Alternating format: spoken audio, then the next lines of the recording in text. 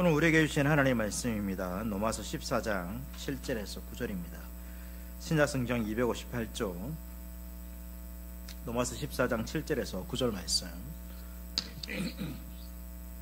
우리 보시고 같이 한 목소리로 공독하도록 하겠습니다. 7절에서 9절입니다.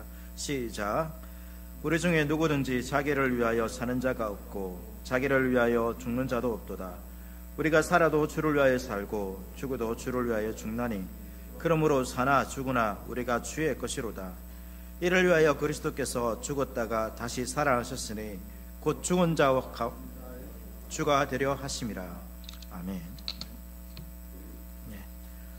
우리가 수요일 저녁에 이제 하이델베르크 요리 문답을 전체 쭉 살펴보았습니다. 하이델베르크 요리 문답은 종교개혁 당시에 신자들에게 이제 올바른 어떤 신앙의 삶을 또 신앙의 고백을 가르치기 위해서 종교개혁자 중 한 사람이 이렇게 기록한 것이고, 그 당시에 많은 신앙 고백서와 또 요리 문답이 있었습니다.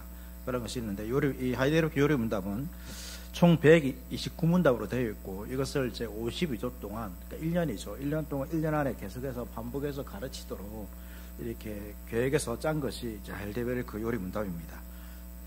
그러니까 그 당시에는 줄 오후나 이제 줄 오후 저녁에 이렇게 모여서 가르쳤고, 그래서 계속 이렇게 반복해서 가르침을 통하여서 그들의 신앙이 우리가 무엇을 믿는가, 또 어떻게 살아야 되는가라는 것에 대해서 분명하게 알고, 이러한 이제 어떤 요리문답이나 신앙 고백서들이 그 종교개혁 당시에 이렇게 많이 나왔던 이유가 뭐냐면, 이 종교개혁이라는 것은 이제 기존의 기존의 교회라 할 수 있는 가톨릭 교회가 있었죠. 근데 가톨릭 교회가 교회의 본질에서 떠나버렸습니다. 그래서 종교개혁을 일으켜서 이제 참된 본질을 가진 그 교회로서 다시 회복하자라는 모습으로 종교개혁이 일어났고, 그런 과정 가운데서 이제 종교개혁자들은 무엇이 참된 교회인가, 또 신자들이 무엇을 믿고 고백하고 어떻게 우리가 살아야 되는가, 또 우리가 믿는 하나님이 어떠한 분인가, 그것이 더욱더 분명해져야 되기 때문에 가톨릭 교회는 그것을 이제 벗어났고 본질에서 벗어났기 때문에 그것을 가르치는 것이 너무나도 중요했습니다. 그래서 오직 말씀이라는 그 크라한 주제 가운데서 이 신자들을 올바로 가르치기 위해서 이 종교개혁자들이 노력했죠. 그래서 하나만 있는 것이 아니라 이러한 신앙 고백서들이 정말 많습니다. 그 당시만큼 지금도 이렇게까지는 나오지 않습니다.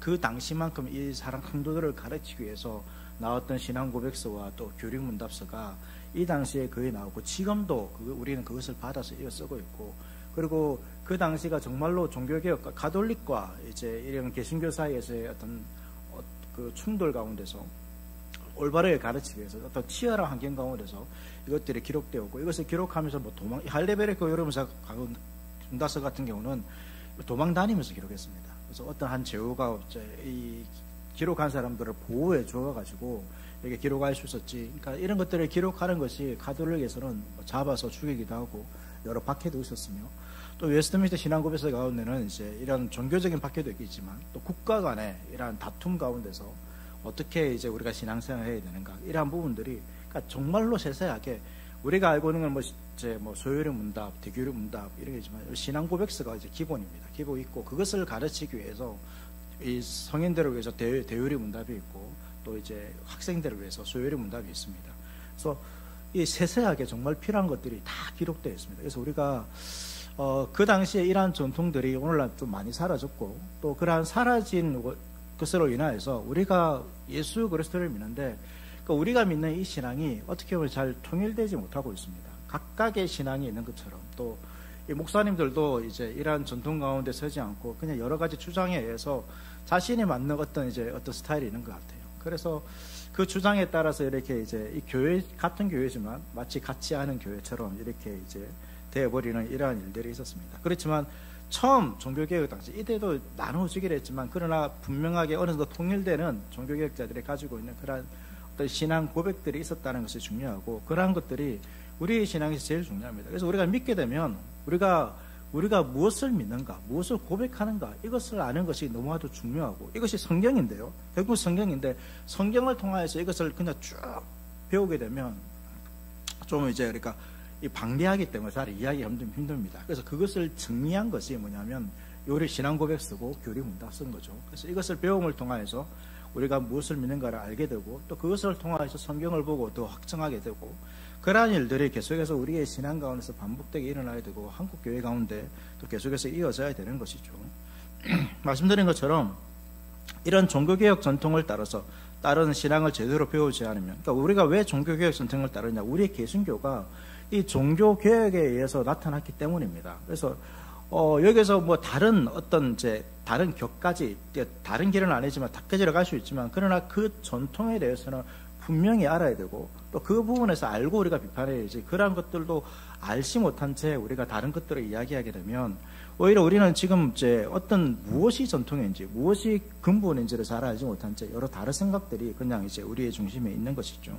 그래서 이러한 것들을 제대로 배우지 못하면 지금 개신교가 말하고 있는 이 신앙의 내용이 우리의 삶의 기준이 아니라, 신앙의 기준이 아니라 뭐가 기준이 될까요? 내 생각이 우리의 신앙의 기준이 될 수가 있습니다. 그러니까 내가 생각하는 것이 어떤 신앙이 되어버리는 거죠. 나는 이렇게 믿는 것이 맞는 것 같다, 그렇게 생각하는 것입니다. 그렇게 되면 우리의 신앙이 어떻게 됩니까? 각각의 신앙의 모습이 나타나고 서로 충돌이 일어나게 됩니다. 어떤 신앙의 분별이 필요할 때, 여러분 우리가 그 분별을 할 때 분별하기 위해서는 여러분 기준이 필요합니다. 그렇지 않습니까? 뭐 얼마 전에 보니까 또 TV에도 어떤 유저지표 감별하는 게 있는데, 여러분 유저지표를 잘 감별하기 위해서 무엇을 잘 알아야 됩니까? 진짜를 잘 알아야 되죠. 그래서 무엇이 이 유저지표 가운데, 진품 가운데 있는데 가짜 가운데는 그것이 없는가를 잘 알아야 되는 것처럼, 우리도 무언가 옳고 그르다는 것을 판별하기 위해서는 우리가 믿는 것이 무엇인지 분명히 알아야 됩니다. 그것이 뭐냐 했을 때, 여러분 신앙 고백서라는, 종교개혁 당시에 나타났던 이 신앙 고백서가 나와야 되고, 그것을 중심으로 우리가 판단하는 거죠. 이것이 이렇게 행동하는 것이 옳은가 그른가. 그리고 특별히 웨스트민스터 신앙 고백서 가운데는 거기에도 교회 정치라는 게 있습니다. 교회가 어떻게 행동해야 되는가, 이러한 상황에서 그러한 기준이 있습니다. 그 기준에 따라서 이 교회가 이렇게 판단해야 되고 행동해야 되는 것인데, 그러한 것 없이 그냥 마치 우리의 생각으로 우리의 이성으로 오늘날 상황에 맞춰서 이렇게 한다는 것은 여러분 잘못된 것이죠. 교회를 판단할 때도 마찬가지입니다. 우리가 어떤 교회가 좋은 교회냐, 또 어떤 목사님이 좋은 목사님이냐, 우리가 들었을 때 그냥 좋은 메시지를 하는 사람, 아니면 세상에서 좀 큰 교회에 영향력이 있는 사람, 그분의 메시지가 좋은 것이다, 그렇게 생각해서는 안 됩니다. 큰 교회 목사이기 때문에 그 말이 무조건 맞는가, 그렇게 생각해서도 안 되는 거죠. 그 목사님의 주장이 그냥 자신의 생각과 비슷하고 나의 상황과 맞기 때문에 옳다고 생각해서는 안 됩니다. 그 주장이 무엇과 맞는지 봐야 됩니까? 성경과 맞는지 봐야 되고, 또 우리가 고백하는 이 신앙 고백서와 맞는지 확인해야 하는 것입니다. 그 가운데서 그것이 벗어났다 싶으면 우리는 그분이 아무리 대단하고 그 메시지가 말을 정말로 잘하고 사람들에게 영향을 끼치는 것처럼 보인다 할지라도 그것은 교회의 메시지가 아님을 우리는 분명히 확인해야 되고 판단해야 하는 거죠. 한국 교회가 조금 이런 부분에서 많이 흔들리고 있는 것 같습니다. 내가 믿고 있는 것이 무엇인지 알아야 되는데, 분명히 알아야 되는데 분명히 알려고 잘 하지 않습니다. 그 현상이 뭐냐면 이 교리에 대해서 배우지 않는 거죠. 교리가 우리가 무엇을 믿는가라는 것이 정리된 것이 교리라 생각하면 됩니다. 그런데 이 교리를 배우지 않으면 어떻게 됩니까? 성경을 통해서 배워야 되는데 너무 이렇게 체계적으로 정리되지 않은, 그러니까 정말로 역사 가운데서 훌륭하신 분들이 체계적으로 정리했는데 그거 필요 없이 내가 다시 정리해 보겠어, 뭐 이렇게 하는 것이 뭐 좋은 시도일 수 있지만 여러분 오늘날 정말 힘듭니다. 그렇지만 이미 그렇게 잘 정리된 것이 있는데 우리가 그것을 잘 배우는 것이 중요한 것이죠. 그런데 교회가 그것을 잘 가르치지 않고 어떤 설교나 이런 것들이 이 교리를 바탕으로 또 성경을 바탕으로 하는 것이 아니라 그냥 자신의 어떤 생각이나 주장이나 이 시대의 흐름에 따라서 그냥 자신의 생각들을 말하는 경우가 있습니다. 그런 것들은 잘못될 수도 있고 무엇이 옳고 그른지를 잘 판단하지 못할 수도 있고, 성도들은 더욱더 잘못될 가능성이 많죠. 미혹되어서 살아갈 수 있습니다. 그래서 우리의 신앙이 균형 잡힌 신앙이 되어야 됩니다. 교회에서뿐만 아니라 이 사회 가운데서도 균형 잡힌 신앙이 되어야 되는데, 그러기 위해서는 어떻게 해야 되냐면 이 하나님의 말씀과 교리에 대해서 우리가 좀 잘 알아야 하는 것이 필요합니다. 그래서 교회가 교리를 가르치는 것이 너무나도 중요하고, 그것을 잘 배우게 되면 우리가 어떻게 살까, 할레베르 교회분들도 마찬가지지 아닙니까? 오늘 제가 한번 정리할 것이지만 분명하게 우리가 신앙생활을 어떻게 해야 되는가, 내가 예수 믿고 나서 어떻게 신앙생활을 해야 되는가, 그러한 것들에 대해서 분명하게 그 길들을 알려주고 있습니다. 그래서 그것을 알고 신앙생활을 하는 것이 중요하다는 거죠. 그냥 뭐 이렇게 하라는 대로 신앙생활을 하는 것이 아니라 그것도 뭐 필요하겠지만 그러나 우리가 어떻게 신앙생활을 해야 되는지 무엇을 믿어야 되는지 고백해야 되는지 그런 것들을 잘 알고 우리가 신앙생활을 해야 하는 것입니다. 하알데메르크 요리문답이 52조로 되어 있는데요. 제1주일 1~2문답에서 요리문답 전체의 전제가 이제 전제를 말하고 있습니다. 그러니까 1문답은 이렇게 이야기하고 있습니다. 질문하면서 살았으나 죽었으나 당신의 유일한 위로는 무엇입니까? 여기에 대한 답으로 살았으나 죽었으나 나는 나의 것이 아니요 몸도 영혼도 나의 신실한 구주 예수 그리스도의 것입니다 라고 답합니다. 그러니까 요리문답은 우리에게 무엇을 알려주는 책입니까? 우리의 유일한 위로가 뭔가라는 것입니다. 우리 인생의 유일한, 그러니까 내가 무엇을 붙들고 살아야 되는가 라는 것에 대해서 말해주고 있는데 그 답이 뭡니까? 그 답이 내가 예수 그리스도의 것이 되었다는 것입니다. 우리가 예수 그리스도를 붙드는 것이 우리는 보통 우리의 소망이라 생각합니다. 그러나 그것보다 더 확실한 소망은 내가 예수 그리스도의 것이 되었다는 것입니다. 우리는 내가 예수 그리스도를 붙드는 것이 나의 소망입니다. 그러면 이제 그 주체는 어디에 있습니까? 나에게 있습니다. 근데 우리의 모습은 어떻습니까? 예수님을 붙들 때도 있지만 붙들지 못할 때도 있죠. 그러면 그건 어떻게 됩니까? 우리의 소망이 흔들리는 것입니다. 그것이 우리의 소망이라는 것이 성경에서 말하는 소망은 흔들리지 않는 소망이고 변하지 않는 소망입니다. 살았으나 죽었으나 이 땅에서뿐만 아니라 죽음 위에도 소망이 되는 게 뭔가 했을 때 내가 주님을 붙든다라면 여러분 우리가 열심히 주를 붙들 때도 있습니다. 기도할 때도 있고 열심히 신앙생활 할 때도 있습니다. 낙심할 때는 어떻습니까? 여러분? 그러면 우리가 소망이 흔들리겠죠. 근데 이 요리문답에서는 우리의 소망이 어디 있다고 말하고 있습니까? 내가 주님을 붙드는 것이 있는 것이 아니라 내가 예수 그리스도의 것이 되었다는 것입니다. 이것이 우리의 소망이죠. 가끔씩 뭐 TV나 이런 거 보면 이제 동물에 관한 이야기하면서 어떤 유기된 어떤 동물들이 막 다니다가 어느 이제 마을이나 어느 사람에게 갔는데 막 이제 병 들어가지고 막 죽을 상황이지만 이제 어떤 동물을 사랑하는 어떤 사람이 이제 데리고 와가지고 치료해주고 집에서 키우게 되지 않습니까? 그 동물의 입장에서 여러분 뭐가 중요한 것입니까? 이 새롭게 이 동물을 데리고 온 주인이 중요한 거 아닙니까? 이 동물이 뭐 어떻게 하는 게 중요한 게 아니라 이 주인이 어떠한 사람인가가 중요한 것처럼 우리 인생도 마찬가지입니다. 내가 주님을 열심히 붙드는 것도 분명히 중요합니다. 그러나 내가 주님을 열심히 붙들 수 있는 그 근거가 어디에 있다는 것입니까? 주님께서 나를 붙들고 있다는 것입니다. 내가 주님의 것이 되었다라는 거죠. 이것이 우리의 유일한 위로입니다. 주님께서 나를 붙들기 위해서 어떻게 했습니까? 자신의 가장 소중한 것, 자신의 생명, 자신의 지위, 자신의 영광 모든 것을 다 내어버리고 나를 붙들었습니다. 그렇게 나를 붙드신 분이 이제는 어떻게 합니까? 나를 결코 버리지 않는다라고 성경에서 말하고 있습니다.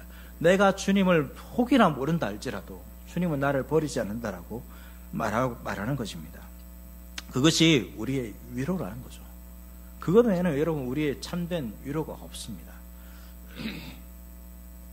이것이 우리가 이 위로 가운데 이제 살아가는 복된 인생인데 이 문답에서는 무엇을 묻고 있냐면 이제 그것이 우리의 복이라는 것을 알았는데 그러면 어떻게 그것을 더 분명하게 확실하게 붙들고 살아갈 수 있는가라는 것을 물어보는 거죠. 이 위로 가운데 이 복된 인생으로서 살고 죽기 위해 우리가 무엇을 해야 되는가를 묻고 있습니다. 그러면서 세 가지를 이야기하고 있습니다. 첫 번째가 뭐냐면 나의 죄와 비참함이 얼마나 큰가. 두 번째가 나의 모든 죄와 비참함으로부터 어떻게 구원받았는가. 세 번째가 그러한 구원을 주신 하나님께 어떻게 감사드려야 하는가입니다. 그래서 이 세 가지를 따라서 요리문답도 3부로 구성되어 있습니다. 1부에서는 우리의 죄와 비참함에 대해서, 2부에서는 우리의 구속에 대해서, 3부에서는 감사함에 대해서 알아야 한다라고 말하고 있죠. 알아야 합니다, 여러분. 그냥 느낌으로, 감정으로 뭐 이렇게 되는 것이 아니라 알아야 됩니다. 첫 번째 우리가 알아야 되는 게 뭡니까? 우리의 죄와 비참함인 거죠. 이것을 알아야 한다는 것입니다. 그리고 두 번째가 우리의 구속, 우리가 어떻게 구원받았는가, 이 구속을 위해서 하나님께서 어떠한 일을 행하셨는가. 3번은 구원받은 우리가 감사하는 삶을 살아야 되는데 그 감사하는 삶의 내용이 뭔가, 그리고 어떻게 그러한 것을 살 수 있는가라는 것이 요리문답에 적혀 있습니다. 그래서 우리 신앙의 방향들, 우리가 우리가 믿는 것들, 또 어떻게 살아야 되는 것들, 이러한 것들이 요리문답에 잘 기록되어 있는 것이죠. 우리가 복된 인생을 살기 위해서 관심을 가져야 하는 것이 있다는 것입니다. 알아야 하는 것이 있습니다. 무엇이 우리의 복된 인생의 여러분 기준입니까? 무엇이 나의 인생을 복되게 만든다고 생각하고 있습니까?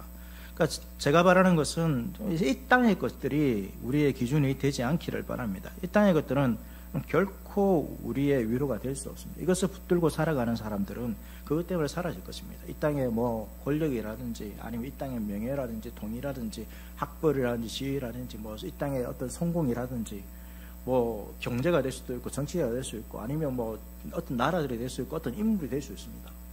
그러나 그러한 것들을 붙들고 살아가면 그러한 것들이 사라집니다. 결국은 사라집니다. 영원할 수가 없습니다. 그것이 사라질 때 우리가 사라지는 것이고 나의 인생조차도 사라지게 될 것인데 결국 우리는 허무한 인생을 살아갈 수밖에 없습니다. 그렇지만 요리문답에서는 살아서나 죽었으나 이 땅에서뿐만 아니라 이 땅에서의 소망뿐만 아니라 죽었어도 우리에게 소망이 되는 것을 가르쳐 주고 있는 것이죠. 그것을 복된 인생으로 살기 위해서 첫 번째 알아야 되는 것이 뭡니까? 우리가 얼마나 비참한 죄인인가라는 것을 알아야 한다는 것입니다. 이게 첫 번째입니다. 모든 시작은 여기서 출발합니다. 내가 죄인인지를 알지 못하면 여러분 예수 그리스도의 구속은 아무 소용이 없습니다. 왜? 예수 그리스도의 구속은 누구에게 주어지는 선물입니까? 죄인에게 주어지는 선물입니다. 내가 죄인인 것을 알고 이 죄 가운데서 내가 비참하다는 것을 깨닫는 사람이 찾는 것이 뭐냐면 구속입니다. 내가 괜찮은데 조금 더 괜찮은 사람이 되고 싶어서 찾는 것이 예수 그리스도가 아니라는 거죠. 우리는 신앙생활하면서 이 어떤 다른 종교처럼 다른 종교도 그런 거잖아요. 내가 어떻게 살아가는데 그냥 내가 할 수 없는 문제가 있지 않습니까? 그런 것들을 어떤 추구하기 위해서 도움을 얻기 위해서 신을 찾는 것처럼 이렇게 하는데 기독교는 전혀 전제가 다릅니다. 우리는 아무것도 할 수 없습니다. 우리는 아무 가치가 없습니다. 아무런 능력도 없고 소망도 없습니다. 뭔가 살아가는 것처럼 보이지만 뭐 대단한 것처럼 살아가는 것 보이지만 그러나 결국 이 모든 것은 대단한 것이 아니고 다 허무하고 하나님의 진노와 형벌 가운데서 사라질 것밖에 아닙니다. 우리는 비참한 죄인입니다. 그 비참함을 알아야지만 무엇을 찾습니까? 구원을 바라는 것이죠. 그래서 우리가 얼마나 비참한 죄인인지 여러분 알아야 됩니다. 그래야지만 우리가 주님께 나갈 수 있게 되는 것이죠. 주님의 공로가 얼마나 큰지도 알게 되는 것입니다. 비참함을 알아야지만 예수님께서 우리를 이제 2부에서 구속을 이야기하는데 이 구속을 위해서 행하신 그 일들을 알 수 있게 되는 거죠. 이것이 은혜입니다. 그래서 은혜를 받았다는 것은 감동을 받았다는 것과 감동을 받은 것으로 생각해서는 안 됩니다. 은혜는 나의 비참한 가운데 주께서 베풀어 주신 것입니다. 그냥 내가 뭔가 할 수 없는 것에서 뭔가 이루어지는 것을 받는 것, 뭐 그런 것도 우리가 흔히 은혜라고 말할 수 있지만, 그러나 성경에서 말하는 근본적인 은혜는 나의 비참한 가운데 주님께서 베푸시는 것이 없다라면, 주님께서 나를 위해서 이것을 해주신 것이 없다라면 나의 인생은 아무런 소망이 없습니다라는 것을 깨닫는 것 가운데 주의 구속의 은혜를 깨닫는 것, 구속을 아는 것입니다. 그럴 때의 은혜를 아는 것이죠. 은혜 받았다라고 말하는 것입니다. 그래서 은혜 받기 위해서 필요한 것은 뭐냐면 우리가 얼마나 큰 죄인인지 깨달아야 됩니다. 그 기준이 뭐냐면 율법이죠. 요리문답에서는 그것이 율법이다라고 말하고 있어요. 율법을 통하여서 우리가 죄인이다. 히브리서 말씀 가운데서는 하나님의 말씀이 날성건과 같아서 우리를 심령을 찔러 쪼개 우리의 모든 더러운 것들을 다 드러냅니다. 이 하나님의 말씀 앞에서, 거룩하신 하나님의 말씀 앞에서 우리는 부정하고 더럽고 추한 자밖에 되지 않습니다. 아무리 열심히 살아도, 아무리 이 땅에서 대단한 것처럼 살아도 우리는 더럽고 추하고 악한 자라는 것을 알게 되는 것입니다. 그 가운데서 주께서 이런 자에게 행하신 이 일들을 깨달을 때에 은혜 받았구나라는 것입니다. 그냥 뭔가 내가 열심히 살다가 내가 할 수 없는 일에서 하나님이 도와주셔서 은혜 받았다, 이런 부분도 있을 수 있겠지만, 그러나 근본적으로는 그것보다는 이러한 것들을 추구하는 것이 아니라 내가 열심히 살아가지만 이것이 주님께로부터 아무것도 받을 만한 가치 없는 존재라는 것을 깨닫는 거죠. 그래서 사도 바울은 말씀드린 것처럼 자신을 거의 죽을 때쯤 되면 죄인 중에 대장이다라고 말하고 있습니다. 사도 바울이 어떻게 죄인 중에 대장이 될 수 있습니까? 근데 사도 바울의 인생 가운데서 그 말년으로 갈수록, 거의 죽을 때 갈수록 사도 바울이 뭘 더 깨닫냐면 자신이 예수 그리스도의 구속의 은혜가 없었다라면 내가 얼마나 큰 죄인인지 더 크게 깨닫는 것입니다. 더 크게 이 자신의 죄인됨을 더 크게 깨달으니까 무엇을 더 크게 느끼는 것입니까? 깨닫게 됩니까? 주님께서 나를 위해서 행하신 일들이 얼마나 크구나 라는 것을 알게 되는 거죠. 그 은혜는 이렇게 깨닫는 것입니다. 이 죄인됨을 또 어떻게 깨닫습니까? 말씀으로 깨닫는 거죠. 뭐 말씀 들으면서 내가 어떤 신앙생활, 우리가 어떤 주에게 순종하며 살아가지만, 그러나 그것과 별개로 주님께서 베푸신 그 은혜가 없었다라면 나는 정말 악한 자이구나. 아니, 주님께서 그냥 이대로 나를 놓아주신다면 나는 죄인 중에 괴수이구나 라는 것을 깨닫는 것이 바로 첫 번째 우리가 알게 되는 것입니다. 이것을 알아야 되는 거죠. 이것을 알아야지만 구속으로 나아갈 수 있고 그 구속의 가치를 깨닫게 될 수 있는 것입니다. 그러니까 순서로 보시면 요리문제도 그런 거죠. 그러니까 바로 그냥 예수님의 구원을 이야기하고 있지 않습니다. 우리의 죄인된 비참함, 우리의 비참함을 알고 그 비참한 다음에 뭘 이야기합니까? 구속을 이야기하고 그리고 감사하는 삶으로 가는 거죠. 그러니까 결국은 감사하는 삶으로 가는데 이 감사하는 삶, 내가 구원받았으니까 이제 너 감사하는 삶 살아야 돼. 그것이 아니라는 거죠. 비참합니다. 이전의 삶이 비참하다는 걸 알았기 때문에 여러분 비참하다는 것을 알았으면 이전의 삶으로 살겠습니까? 안 사는 거죠. 감사하는 삶이라는 것은 그냥 비참한 삶이라는 삶을 더 이상 살 수 없기 때문에 내가 자발적으로 주께 이러한 감사하며 사는 그러한 삶을 요리문답이 말하고 있는 것입니다. 그래서 단순히 의미가 아니라 내가 구원받았기 때문에 이렇게 살아야 돼. 우리가 교회에서 신앙생활 신앙을 교육할 때 이제 네가 신자이기 때문에 이렇게 살아야 돼. 이러면서 마치 좀 나의 생활을 강제하는 것처럼 억압하는 것처럼 의무인 것처럼 이렇게 하는데 그렇지 않다는 것입니다. 오히려 우리가 이러한 삶을 이제 더욱더 잘 좀 교회에서 알리기 위해서는 오히려 무엇을 해야 되냐면 네가 이렇게 사는 것이 얼마나 큰 죄인인지 알아야 되고 그 비참함을 더 깊이 깨닫게 해야 되는 거죠. 그렇게 될 때 우리가 감사하는 삶으로 나갈 수 있게 되는 것입니다. 그리고 2부에서는 이제 예수 그리스도의 구속을 이야기하고 있습니다.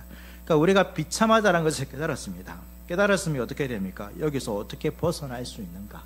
그래서 벗어나기 위해서 우리의 구속자가 필요합니다.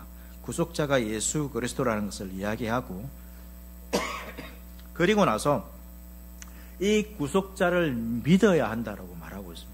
믿을 때에 우리가 이 죄의 비참한 가운데서 벗어날 수 있습니다. 그리고 나서 말하고 있는 것이 뭐냐면 사도신경을 우리에게 가르쳐 주고 있습니다. 사도신경은 뭐냐면 우리가 믿어야 되는데 무엇을 믿어야 하는가라는 그 내용을 가르쳐 주는 거죠. 그래서 삼위 하나님, 성부와 성자와 성령에 대해서 우리가 믿어야 되는 것을 말해야 되는 것입니다. 가장 우리가 기본적으로 내가 무엇을 믿는가라는 것일 때 이 사도신경에 기록된 내용들을 우리가 쭉 이야기하면 되는 것입니다. 하나님의 창조와 예수 그리스도께서 인간이 되신 것과 십자가의 죽으심, 고난을 당하심, 또 부활하심, 다시 오심, 또 성령을 통하여서 교회가 세워지고 교제하고 이러한 것들을 우리가 믿는 것이죠. 그리고 그 믿는다는 것은 단순히 고백하는 것이 아니라 내가 그것을 바탕으로 살아가는 것을 말하고 있습니다. 그것을 이야기해야 됩니다. 내가 믿는 바를 제대로 알지 못한다면 우리의 삶이 잘못되는 것입니다. 그리고 3부에서 이제 말하고 있는 것이 이제 삶이죠. 그렇게 구원받았다면, 우리가 이전의 삶이 비참하다는 것을 깨달았다면 이제 비참한 삶이 아니라 어떠한 삶을 살아야 되는가, 그것이 감사하는 삶인데 그 감사하는 삶의 기준을 알려주고 있습니다.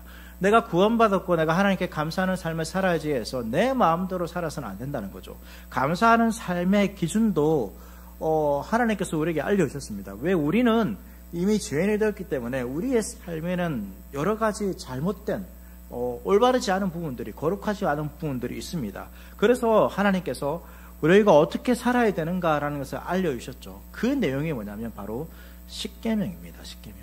십계명은 구원받은 자가 주님 앞에서 감사하는, 그러니까 비참한 삶이 아니라 구원받은 자로서의 삶을 어떻게 살아야 되는가를 알려주는 내용이 바로 십계명입니다. 십계명에도 전반부 후반부가 나누죠. 하나님에 대해서 우리가 어떠한 모습을 갖춰야 되는가, 어떻게 살아야 되는가, 또 이웃에 대해서 우리가 어떻게 살아야 되는가. 이 십계명이 우리의 삶의 기준입니다. 그래서 신자의 삶의 기준은 세상의 법이나 도덕적 평가가 되어서는 안 됩니다. 오직 하나님의 말씀이 신자의 삶의 기준이 되어야 하는 것이죠.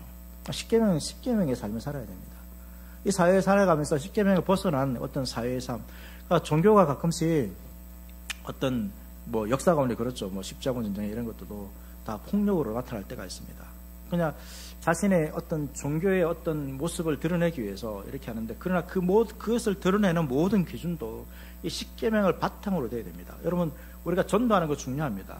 그러나 이 사람들을 예수 믿기 위해서 우리가 폭력을 사용할 수 있습니까? 그렇게 해서는 안 되는 거죠.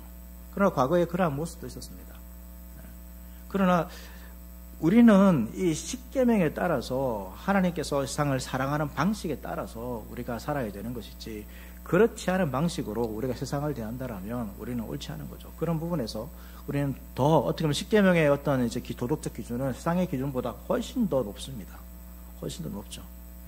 그러한 대로 우리가 살아야 되는 것이고, 예수님께서 말씀하신 대로 이웃을 내 몸과 같이 사랑하라는 것이 교회 안에서의 삶이지만, 그러나 될 수 있는 대로 또 우리가 세상 가운데서도 그들을 향하여서 내 몸과 같이 사랑해야 되는 거죠. 우리가 세상에서 헌신하고 희생하고 또 약한 자를 돕고 그러한 삶의 모습들을 살아야 하는 것입니다. 결코 자신의 이득을 위해서 자신의 힘과 또 욕심과 또 만족을 이루려고 하는 그러한 힘을 발휘하는 그러한 모습으로 우리가 살아서는 안 되는 것입니다.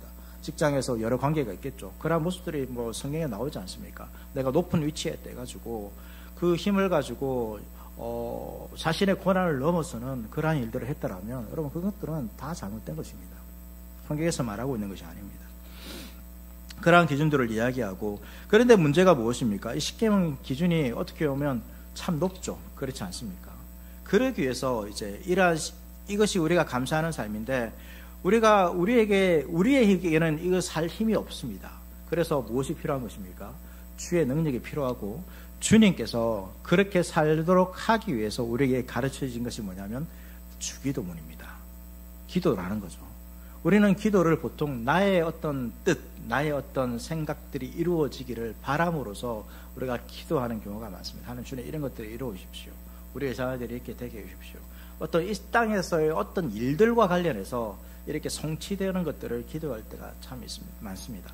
뭐 우리가 그러한 부분들을 기도할 수 있지만, 그러나 더 기도의 본질은 무엇이라는 것입니까? 우리가 주의 거룩한 삶을 살도록 해달라는 것이 기도의 본질입니다. 그것이 주기도문에 담겨 있는 거죠. 그러니까 주기도문을 할 때마다 하나님, 내가 원하는 것들이 이루어지는 것이 아니라, 또 우리의 기도도 마찬가지입니다. 나의 삶이, 나의 삶 가운데서 주님의 뜻이 이루어지기를 원합니다. 내가 주님께서 말씀하신 십계명에 기록된 이 거룩한 삶, 죄와 비참한 가운데 살았던 그러한 삶이 아니라 나의 욕망을 이루기 위해서 기도하는 것이 아니라 주님의 뜻을, 주님의 이름을 위해서 내가 이 땅에, 주님의 나라를 위해서 내가 이 땅을 살아가기를 원합니다. 그런데 내가 부족합니다. 내가 연약합니다. 그러나 성령께서 나에게 오셨사오니 나에게 이렇게 살아갈 수 있는 힘과 능력을 주실 줄 믿습니다라는 거죠. 우리가 우리의 간구가 있습니다. 일용할 양식이나 뭐 이런 것들이 있죠. 그러나 그 모든 것들로 다 포커스는 어디에 있습니까? 주님의 뜻대로 살기 위해서 우리가 일용할 양식이 필요합니다. 우리가 먹지 않고 어떻게 주의 뜻대로 살겠습니까? 여러 가지 죄에 대한 문제도 우리가 그런 것들을 시험이 있죠. 그 안에서 시험에 들지 않아야지만 주의 뜻대로 살 수 있습니다. 그래서 기도를 한다는 것은 주님의 뜻이 우리의 삶 가운데서 이루어지기를 바라면서 기도하는 거죠. 우리가 생각하는 그 일들이 이루어지는 것, 우리가 구하는 것이 이루어지는 것보다 우리의 인생 가운데서 여러분 더 나은 것이 뭐냐면 주님의 뜻이 나의 인생 가운데 이루어지는 것입니다. 우리가 주님의 것이 되었고 하나님 주님의 뜻대로 나를 인도하여 주십시오 라는 거죠. 우리가 오늘 암송했던 말씀도 그거 아닙니까? 살아도 주를 위해 살고 죽어도 주를 위해 죽습니다. 이것이 우리의 진정한 참된 은혜입니다. 참된 복입니다. 그것을 믿으십니까? 우리의 신앙은 점점 여기로 가야 됩니다. 계속해서 우리의 신앙이 내가 원하는 것, 내가 원하는 삶, 그것이 이루어지기를 바라면서 주를 믿는다라면 우리는 복된 인생을 누릴 수가 없습니다. 우리가 어떠한 삶을 살아가든 그 삶이 때로는 힘들고 어렵고 고난이 된다 할지라도 나의 인생이 주를 위해 살고 주를 위해 죽는 그런 인생이 되기를 원합니다 라고 기도하는 거죠. 그것이 우리에게 더욱더 복된 삶이라는 것을 여러분 꼭 기억하시고 그러한 삶을 추구해야 하는 것입니다. 결국 요리문답은 우리에게 복된 인생을 이야기하는 거죠. 우리가 예수 그리스도의 것이 되었다는 것입니다. 예수 그리스도의 것이 되었다는 말이 무엇입니까? 이제 주님 뜻대로 나를 사용해 달라는 것입니다. 그것이 가장 복된 인생입니다. 점점점 우리의 인생의 모든 것들을 여러분 주님께 맡길 수 있기를 바랍니다. 그러기 위해서 어떻게 해야 됩니까? 내가 행하는 것들, 나의 생각대로, 주님의 뜻이 아니라 나의 생각대로 행하는 것이 비참하다는 것을 깨달아야 됩니다. 점점점 깨달아야 됩니다. 주의 말씀 없이 그냥 내 생각대로, 아니면 세상의 기준대로 여러 사람들의 말을 따라서 살아가는 그 인생이 비참하다는 것을 깨닫고 그 주님께 더욱더 맡기는 거죠. 내가 이렇게 살았던 그 인생대로 후회하고 돌이켜서 주님께 맡기는 인생을 살아야 되는구나 라는 것을 깨달을 때에 더욱더 복된 인생이라는 것을 여러분 기억하십시오. 그것을 알기 위해서 어떻게 해야 됩니까? 이 세 가지를 알아야 된다고 요리문답은 말하고 있습니다. 그래서 열심히 여러분 우리가 아셔야 됩니다. 아는 일에 힘을 쏟아야 됩니다. 성경도 바울도 특별히 많이 주를 아는 일에 열심을 쏟아라고, 힘을 쏟아라고 기도하고 성경에 말하고 있습니다. 그것을 알아야 되는 거죠. 여러분 신앙은 절대로 그냥 감정에서만 멈춰서는 안 됩니다. 감정이 분명히 필요하지만 그냥 은혜 받았다는 느낌, 설교가 좋았다라는 느낌, 이런 것에서 멈춰서는 안 됩니다. 그 내용이 무엇인지 알고 정말로 그것이 내가 믿는 것과 내가 고백하는 것과 일치하는지를 도와야 되고, 그렇다면 내가 그렇게 살도록 주님께 기도해야 하는 것입니다. 결국 우리의 삶에서 마지막에 필요한 것이 무엇입니까? 기도입니다, 여러분. 기도하지 않으면 결코 우리는 복된 인생을 살 수가 없습니다. 기도해야 됩니다. 무엇을 위해서 기도해야 됩니까? 내가 주의 뜻대로 살 수 있도록 여러분 기도하십시오. 그것 외에는 없습니다. 그냥 우리의 어떤 단 한 가지 유일한 기도 제목이라면 내가 주의 뜻대로 살기를 원합니다. 주의 뜻대로 살기 위해서 주의 말씀을 알아야 되는 거죠. 특별히 십계명 말씀을 따라서 내가 이렇게 살기를 원합니다. 어떤 어려움이 있더라도 주의 뜻대로 살기를 원합니다. 주님 도와주십시오. 내가 여러 가지 유혹들이 있고 여러 가지 힘든 형편이 있지만 그러나 이 가운데서도 주의 뜻대로 살게 해주십시오 라고 기도하는 거죠. 그런 것이 그 인생이 복된 인생이라는 것을 기억하시고, 주님을 알므로 이 복된 인생, 유일한 위로가 되신 내가 주님의 것이 되었다라는 그 위로 가운데 복된 인생을 살아가는 저와 여러분 될 수 있기를 축복합니다. 이 시간 찬양하고 함께 기도합시다. 우리의 인생을 바꾸신 그 주님을 우리가 고백하면서 주님이 우리의 소망입니다라고 고백하고 우리가 기도하도록 하겠습니다.